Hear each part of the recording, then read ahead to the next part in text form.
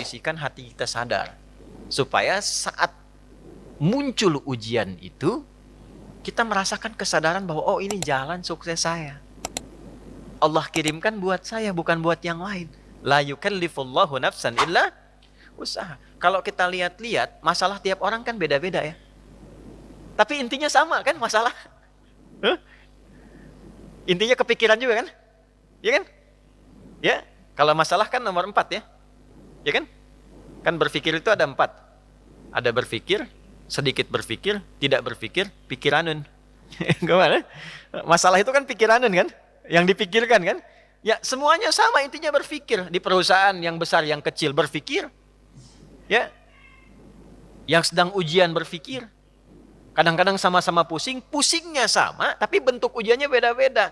Yang paling menarik itu, ujiannya beda sesuai kadar kita. Gak mungkin level direktur diuji dengan level pegawai bawah misalnya. Itu mustahil. Tapi sama-sama pusing juga. Ya, pegawai belum gajian pusing. Direktur proyek belum lancar pusing. Pusingnya kan sama kan? Tapi wujud ujiannya beda. Karena sesuai dengan maslahat kita. Itulah la yukallifullahu nafsan illa. Nah, cara mengatasinya bagaimana? Supaya saat diterima itu ada ketentraman dalam jiwa. Dan ketentraman itu melahirkan kesadaran. Oh, ini kan yang saya minta. Nggak mungkin ujian ini tiba-tiba muncul di hadapan saya kalau saya nggak pernah berdoa. Coba siapa yang pengen kaya, pernah berdoa minta sukses. Terus Allah kasih jalannya. Nih, lewatin dulu ini. Yang paling aneh kan begini, minta begitu dikabul marah. Kenapa harus saya ya Allah? Kan mana tadi doa gitu. Kan kamu yang minta tadi. Kenapa ketika dikasih bilang kenapa harus saya ya Allah? Ini kan aneh sebetulnya. Ya? Jelas ya? Nah, supaya menghadirkan suasana itu, solusinya apa? Itulah hadiah Isra Mi'raj. Makanya perjalanan Nabi sebelum Isra Mi'raj itu melalui persoalan-persoalan dulu. Supaya sadar hidup itu nggak ada yang lurus terus. Tidak ada yang nyaman terus. Ya, Nabi itu sebelum Isra Mi'raj itu apa peristiwanya? Diganggu di Mekah. Lalu berharap di Taif itu ada pelindung. Karena Taif itu, maaf, secara landscape itu apa ya? Gambaran kotanya itu lebih maju, ekonominya lebih maju, supaya diharapkan orangnya lebih berpendidikan. Jadi begitu datang ke situ disambutnya baik. Ternyata alih-alih baik, nyampe ke Taif, kalau di Mekah dilempar dengan kata-kata, dituduh, dicaci, dimaki. Ke Taif dilempar dengan batu. Nabi terluka, anak angkat beliau terluka juga Zaid. Istirahat, datang malaikat 2 turun. Ya Muhammad ya Rasulullah, kama qala, ya Rasulullah, mud yadaika ila sama, angkat tanganmu minta kepada Allah. Supaya kami ini diperkenankan mengangkat 2 bukit untuk menghimpit orang-orang yang telah melukaimu ini. Apa jawab Nabi? Perhatikan kalimatnya. La fa innahum qaumun la ya'lamun. Mohon jangan lakukan, karena mereka melakukan itu kepada aku karena belum tahu saja tentang aku. Bukan karena benci. Karena belum tahu. Kalau orang belum tahu dia apakan? Diberitahu, bukan dimarahi. Bukan dicaci. Jadi boleh jadi ada yang mencela itu karena belum tahu. Nah, kalau kita tidak merasa harus dicela, ya, dan tidak merasa celaan itu ada pada diri kita, kenapa mesti marah? Jelas ya? Maka apa yang terjadi? Perhatikan doanya. Aw kama qala ilahi ila man takiluni a ila qaribin yu'dhini am ila ba'idin yu'limuni fa ana radin ma lam taghdab alayya wala haula wala quwwata illa billah. Ya Allah, setelah aku bertugas di sini dan dilempari oleh orang-orang di sini, kemana lagi engkau akan perjalankan aku setelah ini? Apakah tempatnya masih dekat dan aku akan dilempari lagi? Ataukah tempatnya jauh dari sini dan aku akan disakiti lagi? Aku ridha dengan itu ya Allah, selama itu perintahmu sepanjang engkau tidak marah kepadaku. Itu poinnya. Tolong garis bawah ini. Sepanjang engkau tidak marah kepadaku. Apapun yang kau perintahkan, aku kerjakan. Apakah tempatnya masih dekat atau jauh dan aku akan disakiti lagi? Dari situlah turun undangan Isra dan Mi'raj. Ternyata bukan cuma di bumi, diperjalankan langsung sampai dengan ke langit. Subhanalladzi asra bi'abdihi lailam minal masjidil haram ilal masjidil aqsa alladzi barakna haulah linuriyahu min ayatina innahu huwas samiul basir. Turunlah peristiwa Isra Mi'raj. Undangan itu turun. Asalnya dari situ. Jadi ketika kita itu sadar bahwa semua apa yang kita alami ini ujian dari Allah untuk membantu kita meningkatkan kualitas hidup, mengabulkan doa kita, disitulah anugerah akan turun. Tapi kalau kita banyak mengeluh, capek. Ya, ini saya kasih gambaran gini. Ibu tahu cacing nggak? Cacing tahu ya? Mas tahu cacing ya? Pak, cacing itu kalau saya punya wajan tuh buat gorengan, panasin. Cacingnya dikesituin tuh. Ya. Kalau belum panas kan dia diam ya. Kalau udah dipanasin dia ngapain? Ah, rungkel-rungkel tuh. Orang Banten rungkel-rungkel. Ya. Ngapain cacingnya? Hah? Gerak-gerak gitu kan? Gede. Kenapa? Kenapa? Panas. Bukan. Bukan. Bukan karena kepanasan. Karena cacing tidak bisa mengeluh. Aduh, panas. Aduh. Enggak. Dia bergerak mencari solusi. Ya. Ya kan? Hah? Pernah nggak dengar cacing? Aduh, nggak pernah kan? Kenapa harus saya? Kenapa? Nggak pernah begitu. Kejamnya, oh, nggak pernah. Ya, yang dicari solusi. Nah, cacing dihisap tidak? Tidak.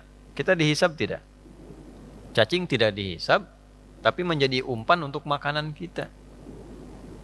Kita yang sering ngumpanin cacing, tapi nggak belajar dari cacing tuh. Kenapa harus selalu ada keluhan? Yo, cicak. Cicak makanannya apa? Nyamuk. Cicak bisa terbang nggak? Nyamuk bisa terbang. Di mana logikanya hewan yang tidak bisa terbang, makanannya terbang? Tuh. Tuh kalau nyamuknya pintar, dia punya akal. Ya, jadi mainan cicak tuh. Cicak, gitu kan? Ya, tapi lihat kuasa Allah tuh. Orang tua kita cuma ngajarin sedikit. Cicak diam-diam datang seekor. Kok datang seekor nyamuk? Bukan cicak mendatangi nyamuk, nyamuknya datang. Siapa yang mendatangkan nyamuk ke cicak itu? Apa pernah cicak mengeluh? Tidak mengeluh. Nah, itu binatang. Nah, yang mau saya katakan, mengembalikan suasana itu, Nabi sudah mengajarkan dari peristiwa Isra Mi'raj. Tidak ada orang bebas dari ujian. Tapi kalau kita menyadari semua datang dari Allah untuk membuat kita lebih berkualitas, satu, dan mengabulkan sesungguhnya apa yang kita mohonkan dalam doa, maka turunlah kemudian kenyamanan. Kalau Nabi karena Rasul, karena Nabi Rasul, mu'jizatnya Isra Mi'raj, naik buruk, kita nggak mungkin naik buruk. Odong-odong banyak. Nah, delman banyak, tapi naik buruk mustahil. Ya, karena peristiwanya tidak mungkin berulang, maka hadiahnya diabadikan, itulah sholat. Itulah sebabnya panggilan sholat itu bersanding dengan hajat. Karena itu sholat disebut dengan hajat. Kebutuhan. Wasta'inu bisabri was sholat. Kalau punya masalah, terima dulu dengan sabar. Dan lakukan sholat. Nah, jadi asalnya sholat itu diperintahkan oleh Allah lewat Rasulullah untuk menyelesaikan semua masalah kehidupan kita. Makanya dulu orang-orang yang punya hajat, punya masalah, itu melakukan sholat. Nabi Zakaria punya masalah. Diuji dengan keturunan. Rambutnya sudah memutih, fisiknya sudah letih. Maaf, istrinya divonis monopause dan mandul. Secara medis gak mungkin punya keturunan. Maka apa yang diperintahkan oleh Allah? Diilhamkan sholat. Di Quran surah 3, ayat 38 sampai 39. Ya. Hunalika da'a Zakaria rabbah qala rabbi habli min ladunka dzurriyyatan thayyibah innaka sami'ud du'a fanadathu al malaikatu wa huwa qa'imun yusalli fil mihrab annallaha yubashshiruka bi Yahya. Setelah manusia mengatakan enggak mungkin kau punya keturunan, beliau salat. Dalam salatnya beliau memohon, ya Allah, semua memvonis aku tidak akan mungkin punya keturunan, maka aku menyebut namamu yang memberi tanpa punya batasan. Hab namanya, dari Wahab. Ya Allah, saya minta darimu saja, karena orang lain mengatakan nggak mungkin. Saya minta darimu yang tidak punya batasan. Engkau pasti mendengar doa saya. Kalau yang pada maha mendengar juga tidak terkabulkan, kepada siapa lagi saya mesti meminta? Maka langsung turun jawaban. Padahal beliau itu masih berdiri dalam sholatnya, belum selesai sholatnya. Fanadatul malaikatu, turun malaikat, wa huwa qa'imun yusalli fil mihrab. Sedangkan beliau masih berdiri dalam sholatnya. Turunlah berita disampaikan akan punya anak namanya langsung dari Allah, Yahya. Nabi Musa sholat. Musa itu sholat. Quran surah 20, Thaha ayat 14. Innani anallahu la ilaha illa ana fa'budni wa aqimis salata li dzikri. Nabi Isa sholat. Quran surah 19 ayat 31 sampai 33. Wa awsani bis shalah. Allah memerintahkan padaku untuk sholat. Nabi Ismail sholat. Quran surah 19 ayat 55. Wa kana ya'muru ahlahu bis shalah. Bahkan Nabi Ismail itu meminta semua keluarganya jangan tinggal sholat, jangan tinggal sholat. Itulah sebabnya kenapa sholat itu menjadi yang paling pokok dalam hidup dan tidak ada alternatifnya sampai meninggal.